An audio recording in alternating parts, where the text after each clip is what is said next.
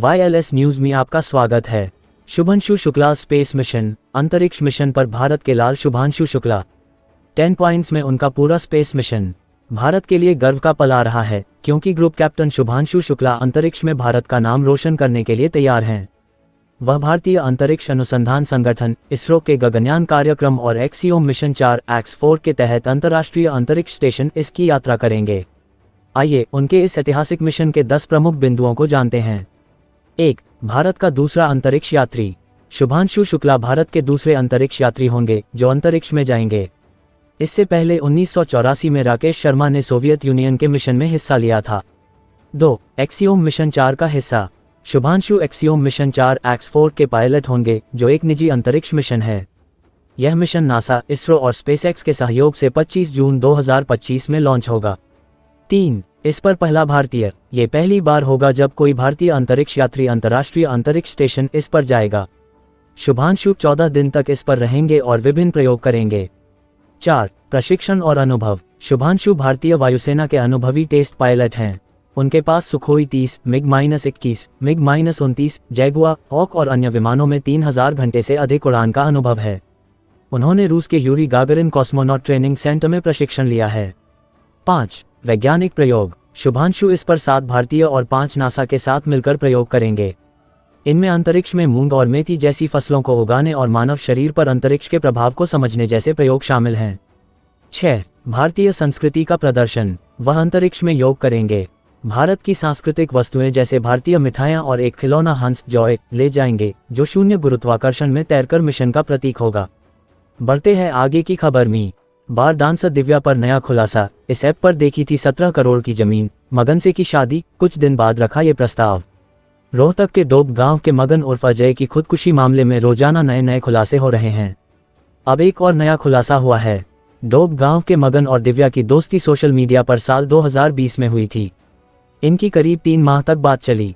इसके बाद शादी की बात चलने के दौरान दिव्या ने मगन से जमीन के बारे में पूछा और उसकी जमीन के खाता संख्या से जांच भी की। जब उसे लगा कि करीब 17 करोड़ की जमीन मगन के पास है तो उसने शादी की बात आगे बढ़ाई। जमीन के करोड़ों रुपए हड़पने के लिए ही दिव्या ने पति पर पिता रणवीर को मारने का दबाव बनाया था। उसने जमीन के रुपए लेकर मुंबई अहमदाबाद में शिफ्ट होने की योजना बनाई थी, लेकिन मगन ने 18 जून को पिता को मारने के बजाय खुद पेड़ पर फंदा लगाकर जान दे दी थी। मगन के प्रेम विवाह से खुश नहीं थे परिजन। दिव्या और मगन शादी करने के बाद दिल्ली में रहे, लेकिन 2021 में डोब गांव में आ गए।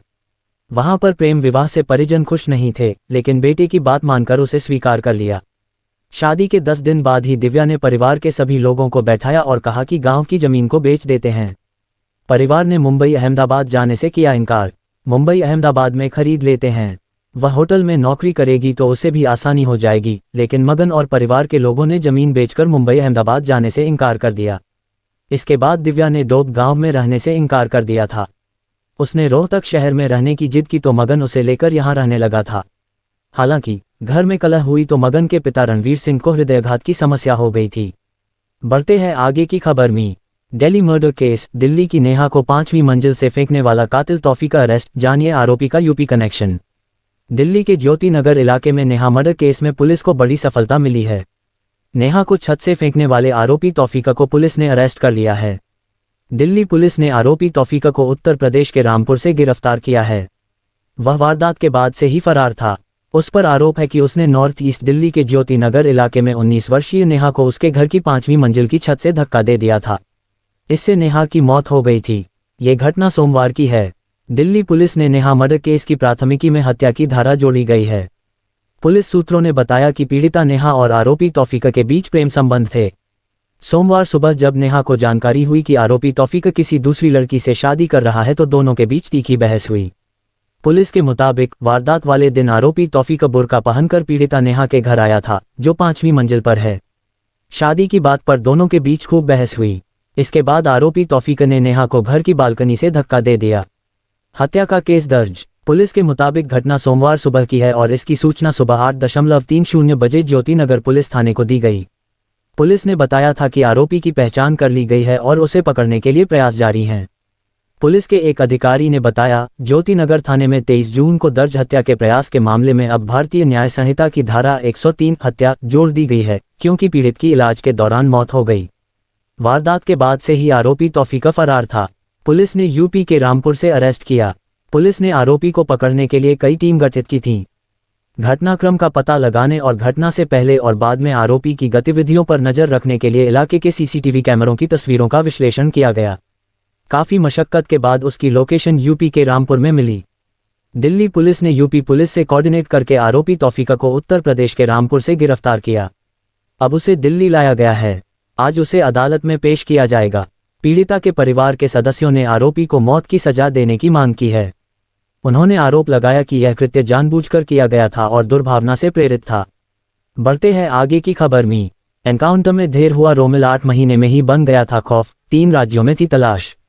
दिल्ली पुलिस स्पेशल सेल और हरियाणा एसटीएफ की संयुक्त टीम ने मंगलवार तड़के हरियाणा दिल्ली सीमा पर हुई मुठभेड़ में 3 लाख के इनामी बदमाश रोमिल वोहरा को मार गिराया। इस दौरान दिल्ली और हरियाणा पुलिस के एक जवान घायल हो गए। मारा गया रोमिल बैंकॉक से प्रत्यर्पित गैंगस्टर वीरेंद्र प्रताप उर्फ काला राणा और नोनी राणा गिरोह का सक्रिय सदस्य था। वह कुरुक्षेत्र के शराब कारोबारी शांतनु हत्याकांड, यमुनानगर में तिहरे हत्याकांड और जबरन वसूली समेत कई मामलों में वांछित था। मंगलवार सुबह हरियाणा दिल्ली सीमा पर पुलिस ने उसे रोका, लेकिन उसने पुलिस टीम पर फायरिंग कर दी और भागने लगा। जवाबी कार्रवाई में रोमिल घायल हो गया। उसे अस्पताल ले जाया गया, जहां डॉक्टरों ने उसे मृत घोषित कर दिया। हरियाणा पुलिस ने रोमिल पर 3.10 लाख का इनाम रखा था। यमुनानगर निवासी और महज 20 साल का रोमिल बीते 2 महीनों में हरियाणा में कई हत्याओं में शामिल रहा है। वह दिल्ली में दर्ज आर्म्स एक्ट के मामले में भी वांछित था। साथ ही पंजाब और हरियाणा में कई गोलीबारी की वारदातों में भी उसका नाम सामने आया है। कुख्यात काला राणा नोनी राणा गिरोह से जुड़ा रोमिल विदेश से निर्देश मिलने पर हत्याओं को अंजाम देता था। यमुनानगर तिहरे हत्याकांड में उसकी भूमिका की पुष्टि हुई थी। 3 राज्यों की पुलिस को थी रोमिल की तलाश। रोमिल की तलाश हरियाणा के अलावा दिल्ली और पंजाब पुलिस को भी थी। रोमिल वोहरा ने पंजाब में भी वारदातों को अंजाम दिया है। इस कारण पंजाब पुलिस में भी उसकी तलाश में जुटी थी। उस पर मोहाली के सेक्टर 71 में एक प्रसिद्ध फिल्म प्रोड्यूसर के घर के बाहर अपने साथी के साथ मिलकर फायरिंग करने का आरोप था। उसके एक साथी पंजाब पुलिस पहले ही दबोच चुकी है। रोमिल तभी से फरार चल रहा था।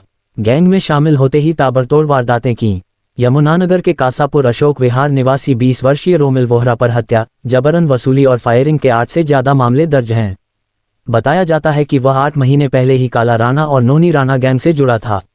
गैंग में शामिल होने के बाद उसने ताबड़तोड़ 4 हत्याएं की और इलाके में दहशत फैला दी। उसकी बढ़ती आपराधिक गतिविधियों से पुलिस और स्थानीय लोग दोनों परेशान थे। बढ़ते हैं आगे की खबर में। गुजरात रेंज, सड़कें डूबी, घरों में पानी, जगह जगह फंसी गाड़ियां। मूसलाधार बारिश ने बदल दी गुजरात की सूरत। गुजरात में मानसून का कहर टूटा है। सूरत समेत राज्य के 26 जिलों में भारी बारिश से हालात बिगड़े हैं। आज भी 3 जिलों में रेड अलर्ट है, यानी भारी बारिश की चेतावनी जारी की गई है। मौसम विभाग ने अलर्ट किया है कि सूरत के साथ साथ गुजरात के अन्य हिस्सों में अभी राहत मिलने वाली नहीं है। राज्य के अलग अलग हिस्सों में मूसलाधार बारिश हो रही है। सूरत में लगातार बारिश के बाद गंभीर हालात हैं। वहां कई रिहायशी इलाके पानी में डूबे हैं। सड़कों पर पानी भरा हुआ है। गंभीर स्थिति को देखते हुए प्रभावित इलाकों में प्रशासन लोगों तक मदद पहुंचा रहा है। यहां धुआंधार बारिश हो रही है। ऐसी बारिश की जिंदगी त्रस्त होने लगी है। इस संकट काल की सबसे हाहाकारी तस्वीरें गुजरात के सूरत से आई हैं। मंगलवार शाम तक 36 घंटे में वहां करीब 400 मिलीमीटर बारिश रिकॉर्ड की गई। यहां भारी बारिश का संकट 3 दिनों से जारी है और उसका नतीजा है कि शहर की सड़कें डूब गई हैं। घरों में पानी घुसा है। कई जगहों पर गाड़ियां फंसी हैं। सूरत के ही थाने में करीब 3 फीट तक पानी भर गया है। हालात ऐसे हो गए कि पुलिस वाले थाने में अपना सामान समेटते नजर आए।